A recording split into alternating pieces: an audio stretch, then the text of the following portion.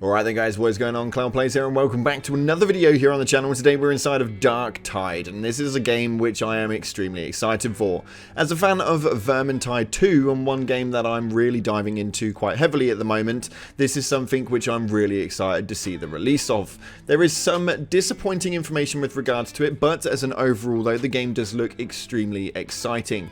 We have got quite a bit of information, and today we're going to be going over everything we know with regards to Warhammer's 40k Darktide.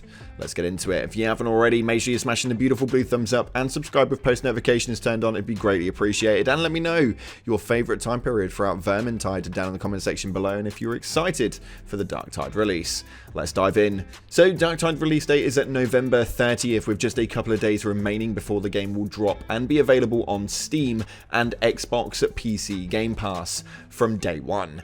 While initially scheduled for 2021 though, the release on this is another hard pushback due to the COVID-19 pandemic. This was something which was quite heavily taken inside of the Warhammer fanbase and was something which was extremely disappointing. Although most recently it was delayed to November 30th on PC, with an Xbox Series S and X launch quote unquote shortly after. Apparently there is a real big need for some stability. Performance needs to be changed and to mature the key systems, and again that is an absolute quote. Now when we talk about the early access beta, it is open to all versions of the game, and at the moment it is now live. It's been available from the pre-order itself, so you guys, if you pre-order your Darktide copy right now, you'll be able to jump in and play. This is a very big pointer, because I feel like this is something which a lot of games are doing wrong, and they're not actually diving into these pre-release betas and a little bit of a time period for people to enjoy it. Although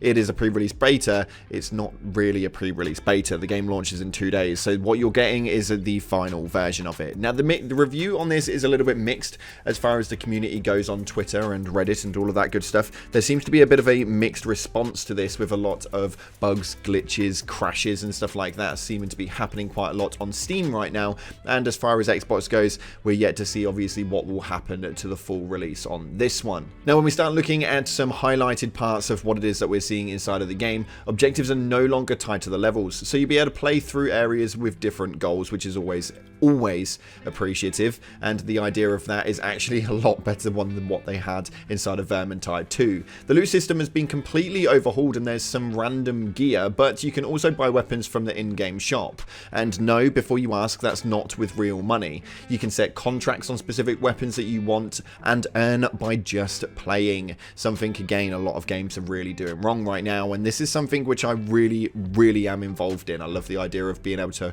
obtain a contract and earn the weapon rather than just jump on in, stick a tenner on or stick 20 quid on and just go ahead and grab what it is you need.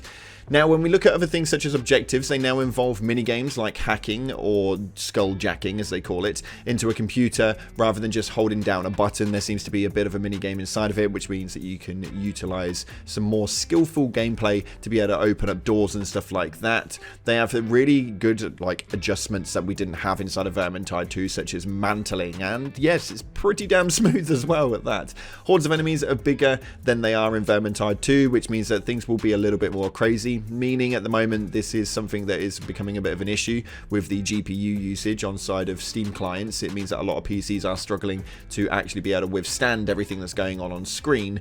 But that's just neither here nor there. Apparently there's something that they're working on, but this is something which a lot of the community is screaming out about right now.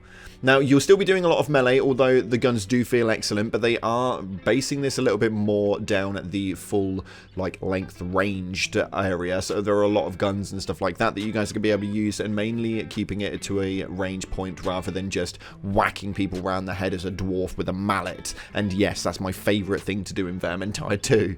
Now, when we start looking at things like dwarfs and that, your character classes will now have regenerating shields, a necessary counter to the bad guys having guns. Functionality of the shields are the same for each class, but Fat Shark still gave each one its own little lore appropriate twist. For the Zealot class, it's her faith in the Emperor who protects her. For the Veteran, it's his armor. For the Psyker, it's her warp power. So when we start looking at what it is that the shields are, they are having a little bit more of a lore background behind what it is, rather than just saying you've got some bloody armor on, this is your shield that you've got obtained.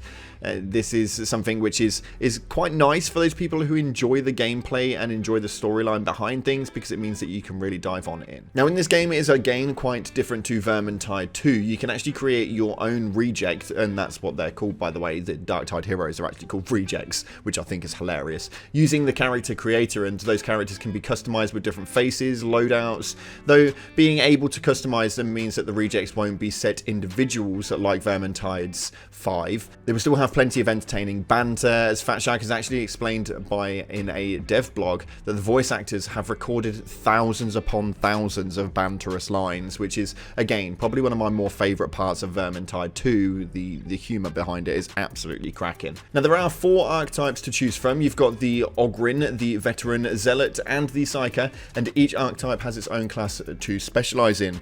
Now, during the beta, we saw 1 class per archetype. The Ogryn Skullbreaker, the Veteran Sharpshooter, we've got the Zealot Preacher, and the Psyker Psychonetic. And this was something which, again, I quite like the idea of. Although each one of these, it has its own availabilities. Like we say, the customizing character creator means that you guys can just jump into a character, customize it up, and go ahead and enjoy the gameplay. Now, each class has its own unique skills and abilities. And for instance, the Zealot's Preacher class has faster melee attacks and class abilities that let them charge at a target, locking them into hand-on-hand combat, which again is bloody hilarious. Now, they also gain more damage the less health they have, and can throw a stun gas grenade, and this is just one of the things that you guys can do inside of this game. It's really interesting to see exactly where it is when we're going to be diving in just a couple of days, how this is going to play out. At the moment, like I said, the actual overview of the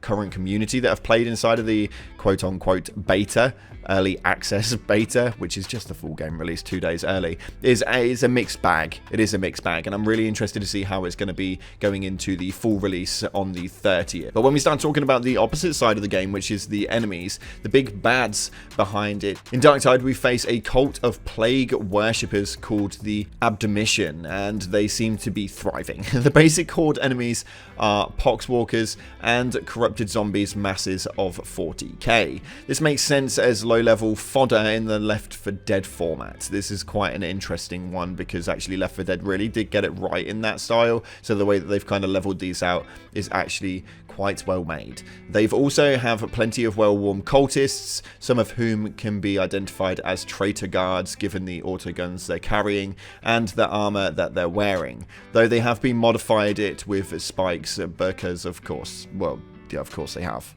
Why wouldn't you? They're spikes. But as an overall, the game does seem extremely good, and I'm really interested to see exactly how we can take this.